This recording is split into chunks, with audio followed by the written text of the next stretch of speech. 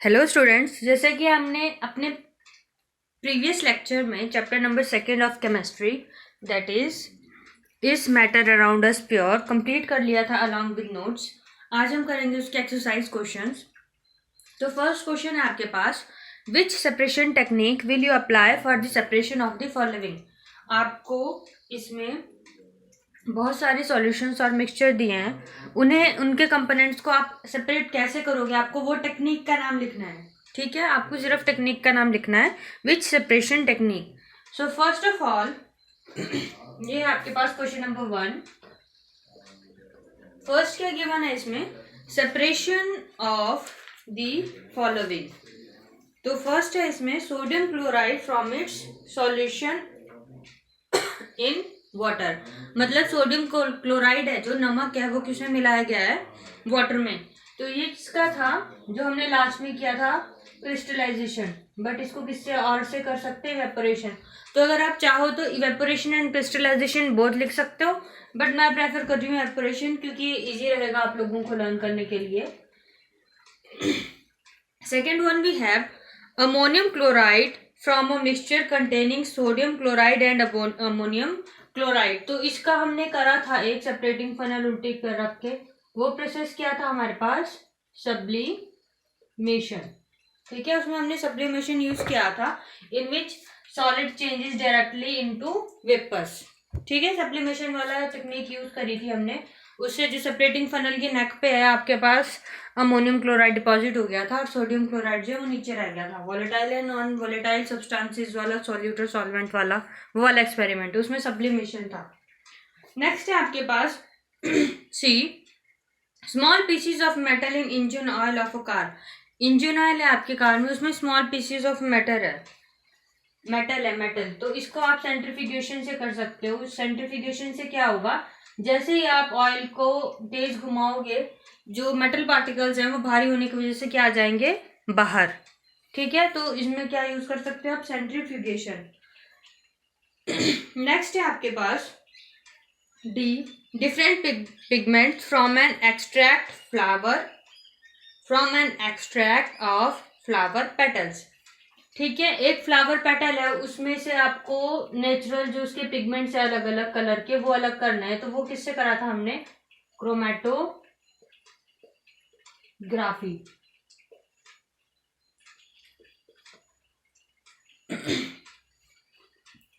उसकी एप्लीकेशन थी ना, separation of natural pigments of colour. तो क्या है हमारे पास यहाँ पे वो टेक्निक का नाम, क्रोमैटोग्राफी।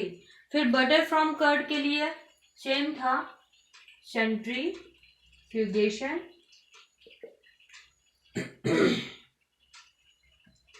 ये वही वाला है जो हमने separation of cream from milk करा था, वैसे ही हम क्या करेंगे, separation of butter from curd.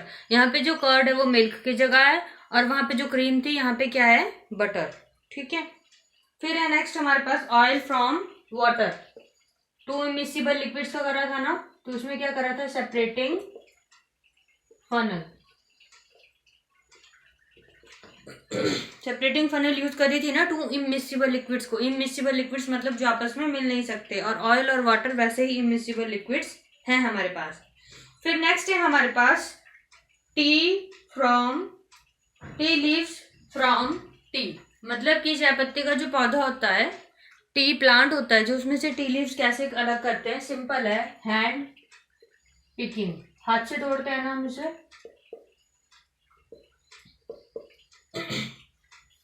Next है आपके पास iron pins from sand. Iron की पिन पड़ी है मिट्टी में मिली, आप उसे कैसे अलग कर सकते हो। तो क्या है यहाँ पे हमारे पास, मैग्नेटिक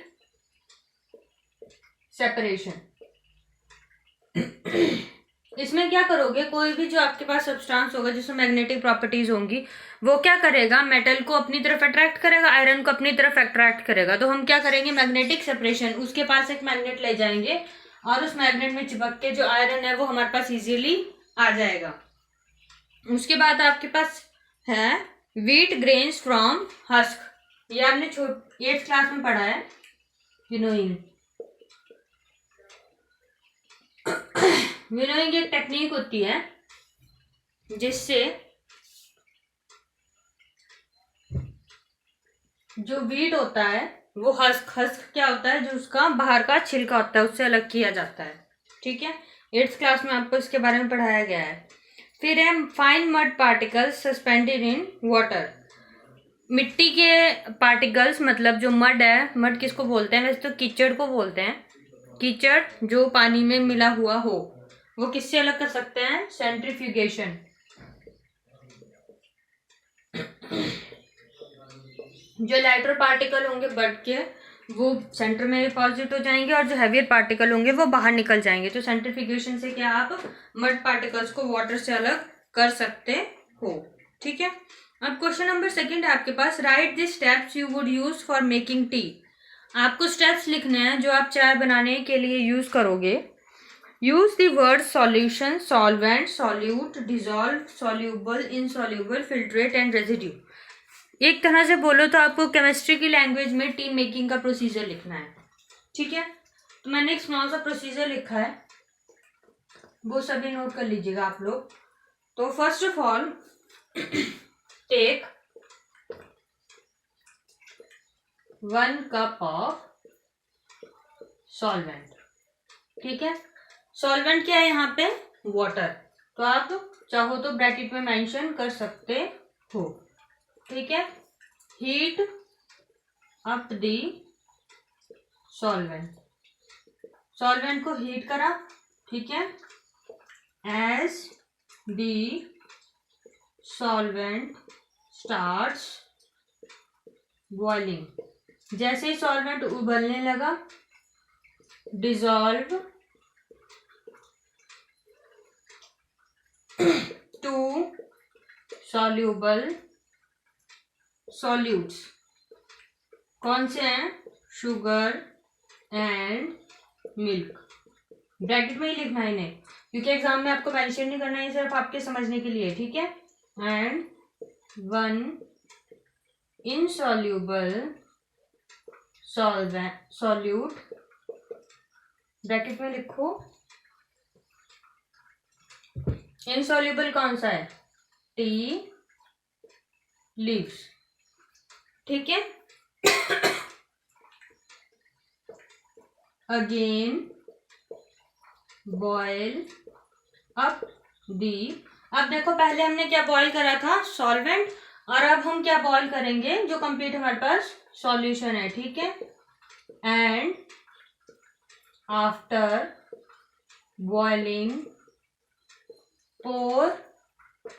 पोर मतलब उड़ेलना, पोर दिस सॉल्यूशन थ्रू अ सीव। सीव क्या होता है, छननी। ठीक है, छननी से आप जो सॉल्यूशन है उसको पोर करोगे।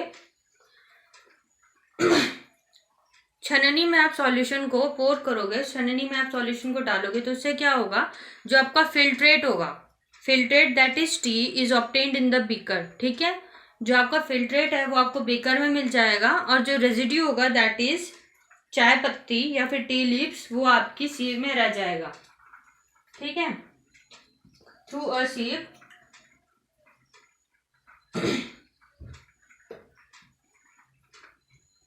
स्टेप 5 में क्या आएगा,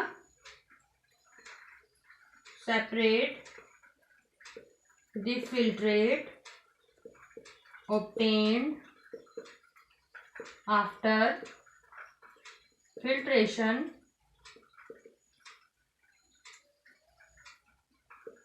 whose residue remains at C. Separate the filtrate obtained after filtration whose from residue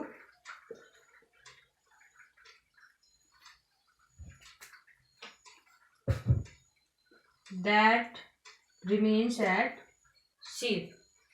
ठीक है, अब यहाँ पे आप फिल्ट्रेट के ब्रैकेट में लिख भी सकते हो टी, और रेजिड्यू के भी आप लिख सकते हो tea leaves.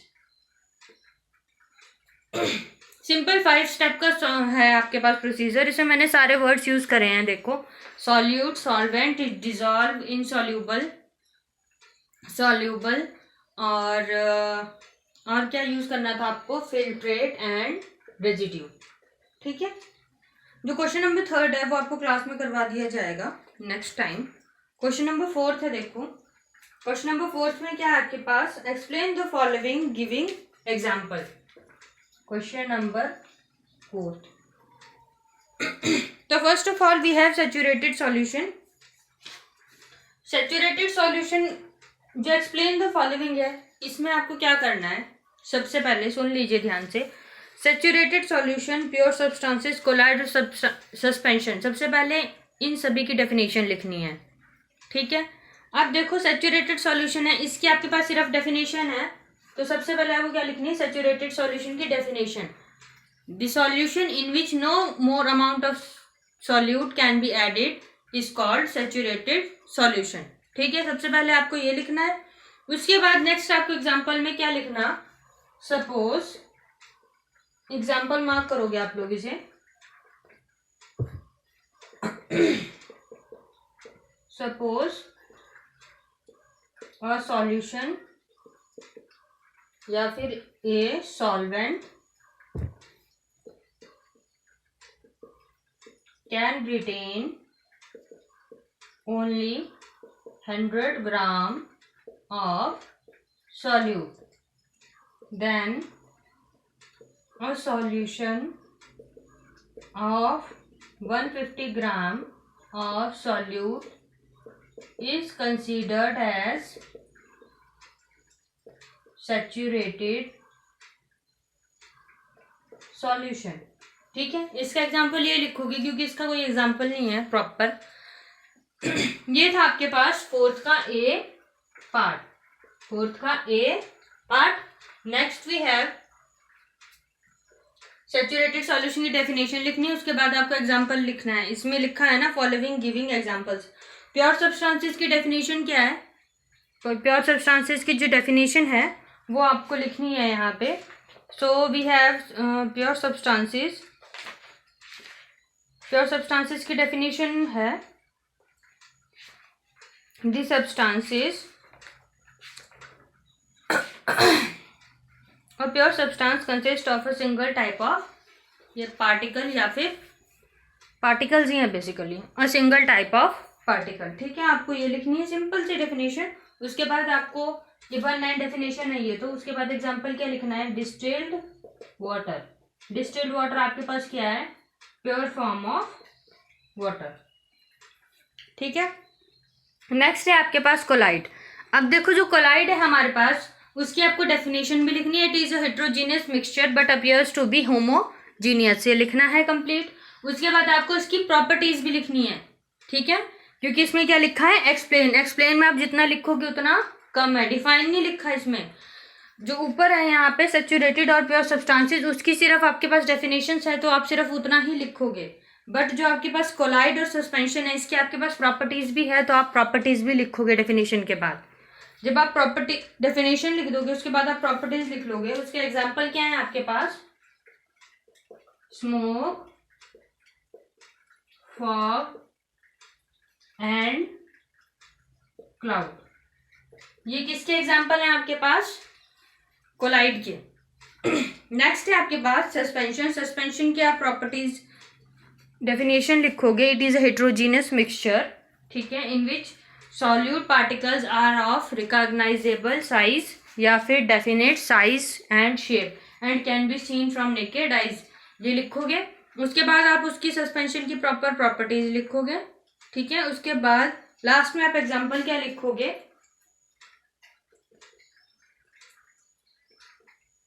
Small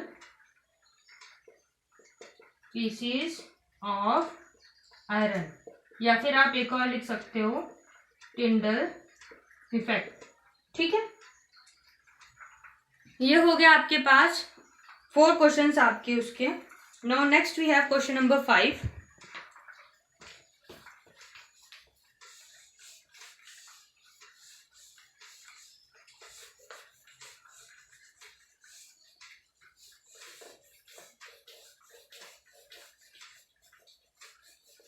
question number 5 में क्या है आपके पास, आपको सब्सटेंसेस मिक्सचर से सॉल्यूशंस दिए हुए हैं, उसमें आपको बताना है कि सॉल्यूशन जो है वो होमोजीनियस है या हेट्रोजीनियस। क्वेश्चन पढ़ देती हूं मैं। Classify each of the following as a homogeneous और heterogeneous mixture. So first of all we have soda, water, next we have wood, air, soil, vinegar, filtered tea. ठीक है, जो सोडा वाटर है यहाँ पे वो क्या है, होमोजीनियस। होमोजीनियस है, सारे पार्टिकल्स इकट्ठे मिले हुए होते हैं, कोई भी पार्टिकल अलग से नहीं दिखता। जो वुड है यहाँ पे वो क्या है, हेटेरोजीनियस। ठीक है, हेटेरोजीनियस सब्सटेंस है, इसमें सारे पार्टिकल्स मिले हुए नहीं होते और हार्ड सब्सटेंस है। ठीक है, फिर आपके पास एयर, एयर भी क्या है, होमोजीनियस। सॉइल जो है वो हेटेरोजीनियस है, इसमें अलग अलग टेक्सचर होते हैं, मिनरल्स होते हैं बहुत सारे सॉइल्स में। ठीक है, विनेगर आपके पास, विनेगर क्या है, होमोजीनियस, बिल्कुल फाइन सॉल्यूशन होता है, इसके जो कंपोनेंट्स होते हैं वो अलग अलग आपको नहीं दिखते। उसके बाद फिल्टर्ड टी है, वो भी क्या है यहाँ पे, फिल्टर्ड टी, मतलब कि इसमें से चाय में से चाय पत्ती अलग हो चुकी है, वो क्या है, होमोजीनियस, क्योंकि इसमें आपको चीनी वगैरह अलग से नहीं दिखती। तो इसमें देखा जाए तो हेटेरोजीनियस सिर्फ ये है, वुड एंड सॉइल, बाकी सारे क्या है आपके पास, होमोजीनियस। अब जो क्वेश्चन नंबर 6 है, how would you confirm that a colourless liquid given to you is a pure water. इसमें क्या बोला है कि आप कैसे कंफर्म करोगे जो आपके पास कलरलेस लिक्विड है वो प्योर वाटर है। तो देखो हमारे पास वाटर की एक प्रॉपर्टी होती है, वो क्या है, water starts boiling at 100 degree Celsius. ठीक है, अगर एक्यूरेट 100 डिग्री सेल्सियस पे कोई लिक्विड अगर बॉयल होना स्टार्ट हो जाता है तो वो क्या है, वाटर।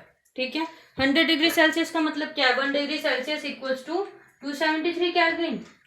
तो if at 100 degree Celsius or 373 Kelvin, 273 में 100 प्लस किए क्योंकि 1 degree Celsius is equal to 273 kelvin, therefore 100 degree Celsius is equal to 373 kelvin. If at 100 degree Celsius और 373 kelvin the colourless liquid with us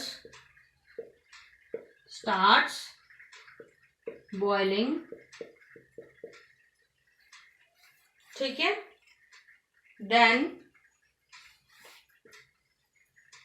the given liquid is a pure water, क्योंकि ये property है liquid की कि वो 100 degree Celsius पे boil होना start कर देता है। Next we have which of the following materials fall in the category of a pure substance. Question number 7 है आपके पास, आपको इसमें कितने एलिमेंट्स दिए हैं, 6 एलिमेंट्स दिए हैं, आपको बताना है इसमें से प्योर सब्सटेंस कौन सा है। तो first we have ice, ice is a pure substance, pure water से बना हुआ है। ठीक है, फिर है मिल्क, मिल्क प्योर नहीं है, उसमें बहुत सारे प्रोटीन्स हैं, तो ये प्योर सब्सटेंस नहीं है। ठीक है, आपको इसके आगे कुछ नहीं लिखना है, आपको सिर्फ बताना है कि इसमें से कौन कौन से हैं, तो आप बाद में सिर्फ नेम्स लिख देना। ठीक है, उसके बाद आयरन है, आयरन एक एलिमेंट है प्योर। ठीक है, तो ये भी क्या है, pure substance. Next we have hydrochloric acid, hydrochloric acid है जो वो प्योर नहीं है, वो मिक्सचर है। ठीक है, उसके बाद जो आपके पास कैल्शियम ऑक्साइड है वो भी प्योर नहीं है। फिर आपके पास एक एलिमेंट है लास्ट में मरकरी, दैट इज एफ। ठीक है, एफ है जो वो प्योर है, जो मरकरी है आपके पास वो एक एलिमेंट है, तो वो एलिमेंट क्या है, pure substance that can not be broken into simpler parts, तो वो प्योर है। फिर आपके पास brick, wood and air. Brick होता है ईंट, वुड लकड़ी, और एयर, ये तीनों ही प्योर सब्सटेंस नहीं है, बहुत सारे सब्सटेंसेस को मिलके बनते हैं। ठीक है, next we have question number 8। इसमें आपको बताना identify the solutions among the following mixture. Solution बताने हैं। फर्स्ट ऑफ ऑल जो आपके पास सॉइल है वो सॉल्यूशन है नहीं। सॉल्यूशन में क्या होना चाहिए आपके पास, सॉल्यूट और सॉल्वेंट। ठीक है, फिर नेक्स्ट है आपके पास सी वाटर, ये सॉल्यूशन है। ठीक है, उसके बाद आपके पास एयर है। एयर भी क्या है, सॉल्यूशन नहीं है, क्योंकि इसमें गैसेज इन्वॉल्व्ड है सारी, सॉल्यूट और सॉल्वेंट कुछ भी नहीं है। फिर आपके पास कोल है, वो भी सॉल्यूशन नहीं है। लास्ट है आपके पास सोडा वाटर, ये है आपके पास सॉल्यूशन। देखो इसकी कैटेगरी कैसे है, it should be A heterogeneous mixture. तो हेट्रोजीनियस मिक्सचर होता है ना सॉल्यूशन, उस हिसाब से आपके पास जो एयर है वो भी क्या है, सॉल्यूशन। ठीक है, क्योंकि ये हेट्रोजीनियस मिक्सचर होता है, एयर भी सारी गैसेस का। Now next we have which of the following will show Tyndall effect. Question number 9। तो जो सस्पेंशन होंगे वो टिंडल इफेक्ट शो करेंगे। सस्पेंशन मतलब सॉल्यूट पार्टिकल्स डिस्टिंक्टली बड़े होने चाहिए। तो फर्स्ट है आपके पास सॉल्ट सॉल्यूशन, वो सस्पेंशन नहीं है। फिर है आपके पास मिल्क, मिल्क सस्पेंशन है, क्योंकि उसमें जो वाटर पार्टिकल्स होते हैं वो इवनली सस्पेंडेड होते हैं वाटर में। ठीक है, तो नेक्स्ट है आपके पास कॉपर सल्फेट सॉल्यूशन, वो भी आपके पास सस्पेंशन नहीं है, हेट्रोजीनियस मिक्सचर है। फिर आपके पास टॉर्च सॉल्यूशन। अब टिंडल इफेक्ट क्या है, जो आपका लाइट को स्कैटर करे। ठीक है, जो मिल्क होता है वो आपका लाइट को स्कैटर करता है, तो वो किस में आता है, सस्पेंशन में, इसीलिए due to scattering of light. तो दो आ गए आपके पास milk and starch solution. Now we have question number 10। Question number 10 क्या आपके पास, classify the following into elements, compounds and mixtures. ठीक है, तो first of all we have sodium.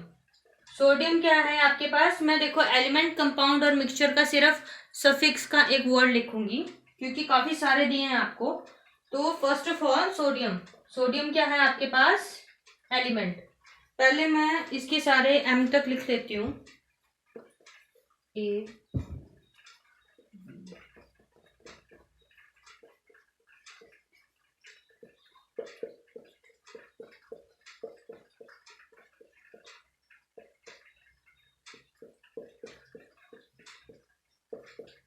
ठीक है, तो आपको बताना है इसमें से कौन सा एलिमेंट, कंपाउंड और मिक्सचर है। तो पहला आपके पास सोडियम, सोडियम आपके पास एलिमेंट होता है। फिर है सॉइल, सॉइल आपके पास क्या होता है, मिक्सचर, एम फॉर मिक्सचर। फिर जो शुगर सॉल्यूशन है वो भी आपके पास क्या होता है, मिक्सचर, होमोजेनियस मिक्सचर होता है, शुगर को अगर आप वाटर पे मिक्स कर दो। फिर आपके पास सिल्वर है, वो क्या होता है, एलिमेंट। कैल्शियम कार्बोनेट है, वो कंपाउंड होता है, CaCO3, दो एलिमेंट्स को मिलके बनता है, that is why it is compound. Next we have in F we have tin. Tin भी आपके पास एलिमेंट होता है, एक पीरियोडिक टेबल में, पीरियोडिक टेबल लिस्ट होती है एलिमेंट्स की। ठीक है, उसके बाद आपके पास सिलिकॉन है, ये भी एलिमेंट है। कोल है जो आपके पास, वो एलिमेंट नहीं है, क्योंकि वो कार्बन से मिलके बना होता है, कार्बन और वाटर से मिलके बना होता है कोल आपके पास। फिर आपके पास है एयर, एयर आपके पास क्या है, मिक्सचर, होमोजेनियस मिक्सचर है, अभी हमने सॉल्यूशन में करा। उसके बाद हमारे पास सोप है, वो भी क्या है, मिक्सचर। मिथेन है आपके पास, वो कंपाउंड है, CH4। मिथेन क्या होता है, CH4। ठीक है, जो एलिमेंट्स नेम है आप लिख भी सकते हो साथ में। कार्बन डाइऑक्साइड है, वो भी कंपाउंड है, कार्बन और ऑक्सीजन को मिलके बनता है। और next we have blood. Blood क्या है आपके पास, मिक्सचर, वाटर और हीमोग्लोबिन सेल्स का। ठीक है, ये था आपके पास question number 10। Now we have question number 11। Question number 11 में क्या है, आपको बताना है, लिस्ट दिया है, जैसे आपको लास्ट इन टेक्स्ट क्वेश्चंस में दिया था अभी, फिजिकल चेंजेस और केमिकल चेंजेस कौन कौन से हैं, तो इसमें भी आपको एक लिस्ट दी है। Question number 11,